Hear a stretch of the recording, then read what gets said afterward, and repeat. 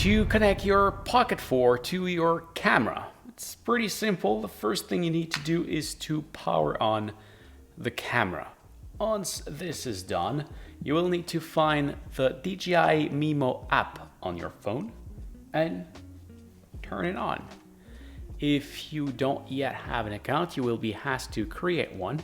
But if you have a not connected camera just beside your phone, it will find it right away.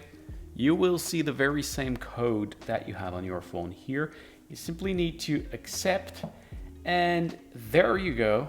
If you accept to join, they will connect together, and it's pretty much that's it. You might maybe the software will ask you to do some software update or those kind of thing, but after that, well, you are connected. So if you go into the camera just right here at the bottom, as you can see, we can see the very same thing on both devices.